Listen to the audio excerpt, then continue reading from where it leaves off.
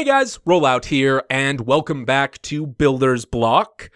Right at the start, I want to let you know, I'm thinking about taking a small hiatus, just for a week or two maybe. It's not that I'm feeling burnt out or anything, it's just that Builder's Block was meant to be kind of a side gig, and it's basically consumed my entire schedule every week.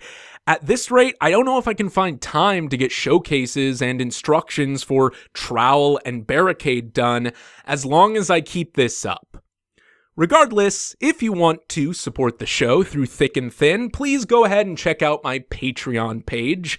Also, don't forget to like this video and share it with your friends. Without further ado, let's get started.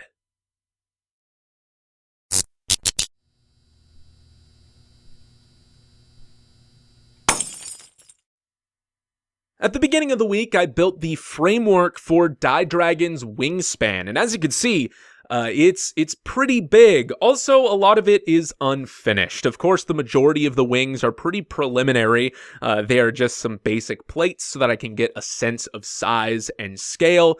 A lot of things are miscolored as well. I just did not have enough parts in red or yellow to make that middle section properly colored, so I just went with gray. Anything that's unfinished on this model is in gray. But I think it looks pretty good, and I'm kind of finding my style when it comes to larger scale builds like this. I think it's still recognizable, though. I have that very kind of clean-cut, studless aesthetic that I think carries through in this model. At least in the middle section here. Of course, the wings are covered in studs at the moment, but I will get to that later. Here it is from the bottom. You can see that the angle of the wings is achieved by using a couple of hinge plates there. You can also see that the wings are on ratchet joints at the moment. I'll talk about that a little bit later. I'm not sure if that's how I want to approach this model going forward.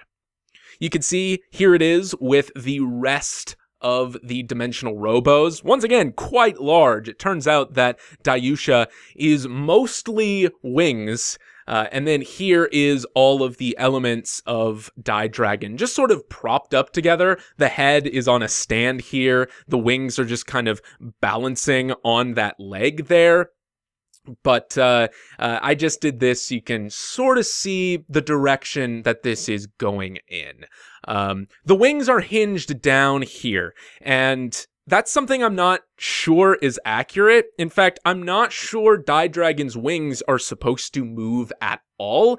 Daidragon is part dragon, part bird, but also kind of just part aircraft, and I think his wings are supposed to be completely static. I tried playing around with articulation throughout the week, but I think maybe just for solidity's sake, I might just make them static as I feel they're supposed to be.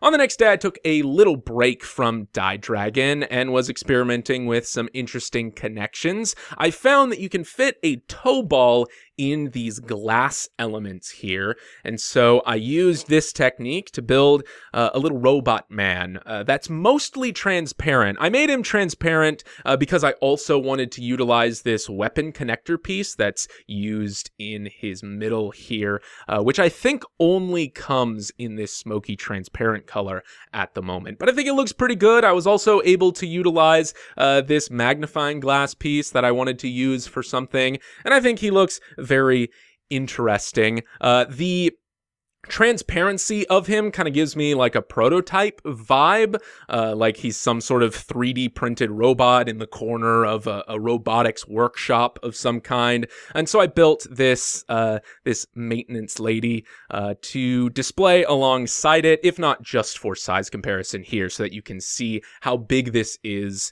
compared to a minifigure.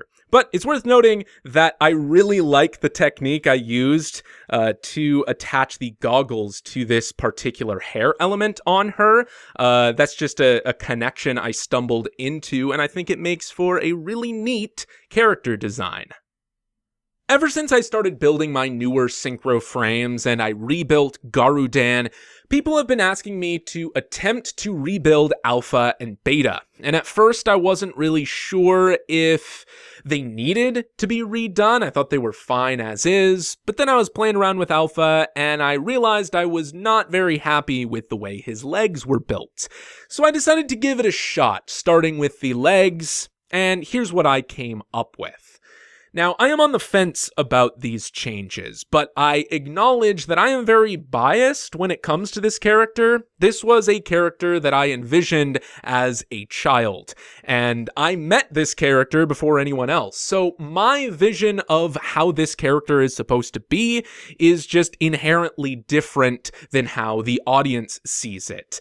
I realized this the last time I made a significant change to Alpha's design. Originally, his color scheme was much brighter. When I rebuilt him, I made it darker just because of my parts limitation. And then when I got the parts to make him more accurately colored to the original, people weren't happy with it. They'd grown accustomed to the newer version and it was kind of divisive. Making changes to Alpha is like playing with fire. So I'm not really sure what your reaction is going to be to this newer design, but personally, I'm not sold by it. And I think it's because I'm not sure I like black in Alpha's color scheme. It's never been in Alpha's color scheme. It just kind of feels a little bit out of place. Even though all of the new synchro frames have a black inner frame, I'm just not sure if it works for this character. I don't know, call me an Alpha G1er, but right now that's how I feel, but it might grow on me. Anyway, let's talk about some of the changes. So I wanted the legs to be a little bit more streamlined and a little bit more articulate, and you can see I've done that here. I could have made the legs dark blue, I think, but I'm not sure I like that. I also could have made them gray, but I feel like that's too bright. These parts don't come in the basic blue color, so I had to go with black. And because I made the legs mostly black here, there was no longer enough blue in the lower body to justify just the feet being blue, so I made the upper body the darker blue once again, which some people might be happy to see making a return. Then I changed the proportions a little bit because I felt the legs being thinner just didn't work with the larger upper body, so I thinned that out a little bit. It gives him slightly more heroic proportions, which I guess I'm okay with. I've always liked Alpha being like a cute little dumpy robot, but him having slightly more heroic proportions is fine as long as he remains small. And you can see that he's actually a little bit shorter than the original version here, which is actually quite good. Then, because I felt the color scheme needed a little bit more black to it, I made parts of the arms black. And at that point, I feel like maybe there's a little bit too much of that color. I think it's a little overwhelming, but again, it might grow on me. I might try to change up the arms a little bit in the future. I tried some things as I was making this new design, but none of them really sat with me very well, so I just went with this. I think it looks okay. I'm just not super into change, and I guess you and I have that in common. You just met Alpha a little bit later than I did. Here it is. Compared to the original Alpha, it's an even bigger departure, as you can see, especially with that new color scheme. And I don't know, maybe I will learn to love it. Here it is compared with Red Aster. You can see that stylistically, it's a little bit closer, especially with the legs having more articulation, which I do really like. Giving Alpha a knee joint goes a long way because he does look a fair bit more dynamic just standing there. I do like the proportions as well. That's been growing on me. And yeah, I think he looks good. I just haven't come to terms with the change quite yet. So tell me what you think about this design. Is it okay? Am I overreacting? I'm just not sure. Here he is throwing a platinum punch, and once again, the articulation in his legs goes a long way, I think. It makes his punches and makes his attacks just look a little bit more animated now, which is definitely a good thing. I might make even more changes to this in the future. This isn't quite finished, in my opinion, just yet, but maybe if I read some responses to it, I'll again come to terms with it, or if you don't like it, I'll change it even further. I don't know. We'll see. On the next day, I basically just stitched all of the pieces of Dai Dragon together in the simplest way possible, just so that it's all one piece. I built a second leg, and then I built a belly plate to attach those legs. Then I fastened the head on with just kind of a very simple armature, and here he is, all in one piece, just so I could get a sense for his size. And he's pretty impressive. He's got a nice weight in the hand, and you can see that the ankles actually support his weight so far pretty well. It turns out that those clips, I think, are just enough so long as his body remains relatively balanced. If Dai Dragon from front to back has a good balance to it, those clips will be able to support him, it turns out, which is a nice surprise, although we'll see once I start adding more mass to his wings, which I haven't quite gotten to yet.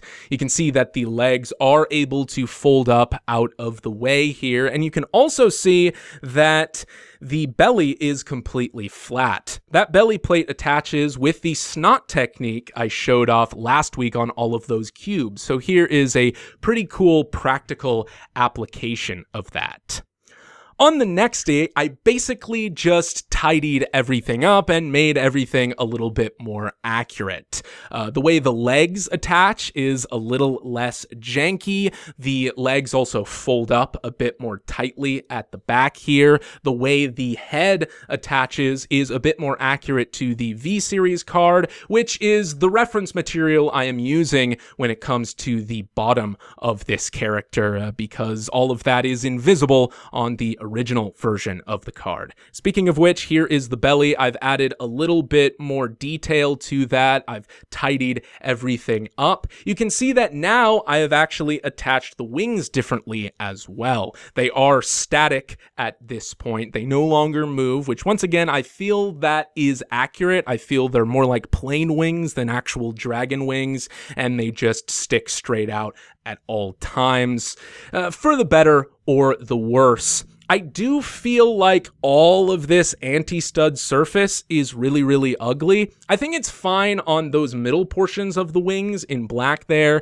as well as on the tail and the bottom of the head. But going forward, I would like to make the wings double-sided so that front and back, they are completely studless. That might be an interesting challenge, and maybe I can use that snot technique I used for the belly in the wings as well. But of course, that's going to add a lot of mass, and I'm unsure about how solid that will be.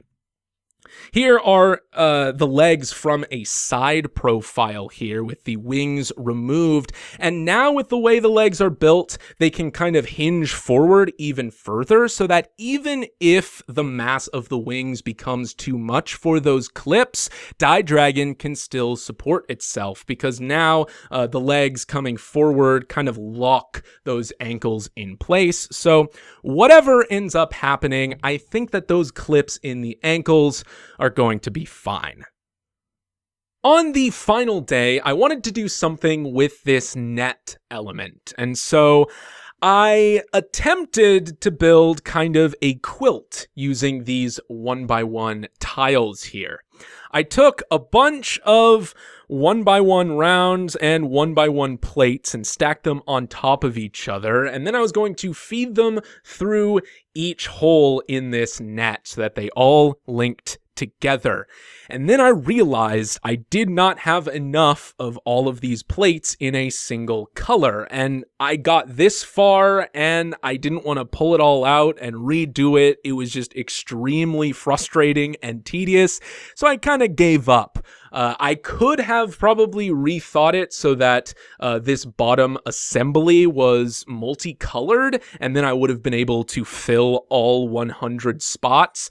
But by the time I got to this point, I was just kind of done with it, and I gave up. But when you attach 1x1s to it, it does create kind of a cool effect. You're able to bend it and give it kind of like this scaly texture. I feel like at some point, I do want to get enough pieces to fill all of those spaces to complete the full square, and then use that assembly for something, some kind of creature, make it like a scaly, dragony surface, or like a dragon scale cloak of some kind for a character. I think there's a lot of potential here. I just did not have the means to finish it.